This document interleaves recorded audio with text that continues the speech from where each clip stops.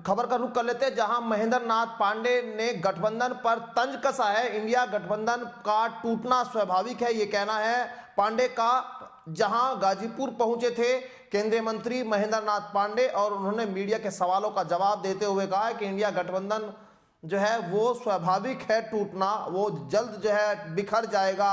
और कहीं ना कहीं उन्होंने तंज कसते हुए भी नजर आए हैं इंडिया गठबंधन के लोगों पर।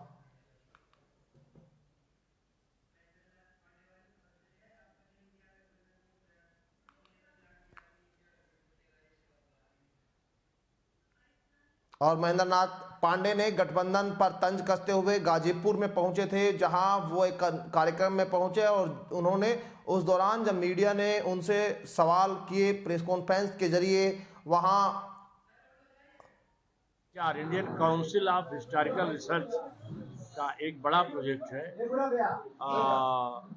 प्रोजेक्ट है 1942 के अंदर जो जन प्रतिरोध हुआ था आज़ादी की लड़ाई में, उसमें गाजीपुर में किस तरह का जन प्रतिरोध हुआ उस पर एक बहुत बड़ा रिसर्च वर्क चल रहा है। डॉक्टर आनंद शंकर सिंह ईश्वर शरण पीजी कॉलेज के प्रिंसिपल हैं प्रयागराज में, उनकी अगुवाई में उस पर एक सेमिनार आयोजित है और उसका सह प्रायोजक शाहजानंद महाविद्यालय और उससे जुड़े लोग।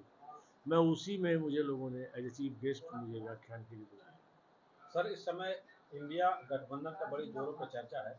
अगर हम इंडिया गठबंधन की बात करें तो अखिलेश यादव और नीतीश दोनों लोग काफी नाराज हैं, तो क्या भविष्य देखते हैं सर? हाँ, आप ठीक कह रहे हैं। चर्चा इसी बात की है कि गठबंधन बनने के बाद अभी से बिखर रहा है, ये चर्चा है। और वो सुनिश्चित है ये गठबंधन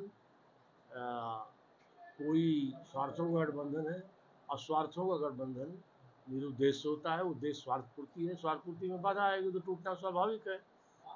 और मोदी जी जिनके खिलाफ गठबंधन कर रहे हैं वो आज देश को ऊंचाइयों पर ले जा रहे हैं। जनहित के बड़े काम हो रहे हैं, राष्ट्रहित के काम हो रहे हैं, तो समाज इसको देख रहा है और अच्छा है। समाज को इनके इस रूप को देखने का अवसर पहले ही मिल गया। आम आदमी पार्टी की खूब चर्चा हो रही सर। हालांकि शराब कांड में 2 लोग जेल चले गए, संजय सिंह और मनीष सिसोदिया, और अरविंद केजरीवाल को ईडी पूछताछ के दौरान पहुंच नहीं गए।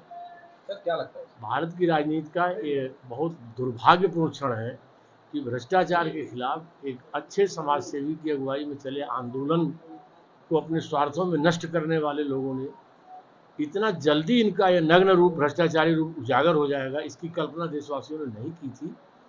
देश सही दिशा में चल रहा है और ये लोग जो है आकंठ भ्रष्टाचार में डूबे हैं। परत दर परत भ्रष्टाचार खुल रहा है। हम नहीं कर रहे हैं, अब तो सर्वोच्च न्यायालय की पूरी एक पीठ ने कहा कि इसमें आरोप में गंभीरता है। तो निश्चित तौर से यह पार्टी स्वार्थों के लिए बनी थी और इन्होंने बहुत से लोगों के सपनों को नष्ट किया है अपनी लालच में। यह दुर्भाग्य। सर, 2024 लोकसभा चुनाव है और ऐसे में पिछली अगर लोकसभा की बात करें तो 15 सीट कमी रह गई थी। इस बार क्या भविष्य देखते हैं? उन 15 सीटों में गाजीपुर भी शामिल है।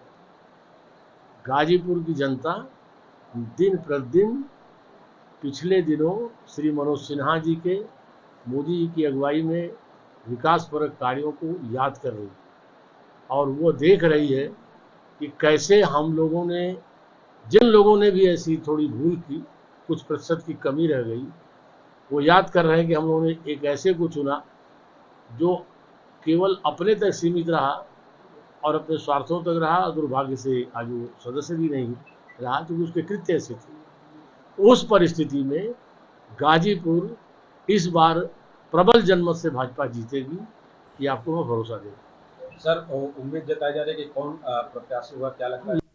और इधर विधान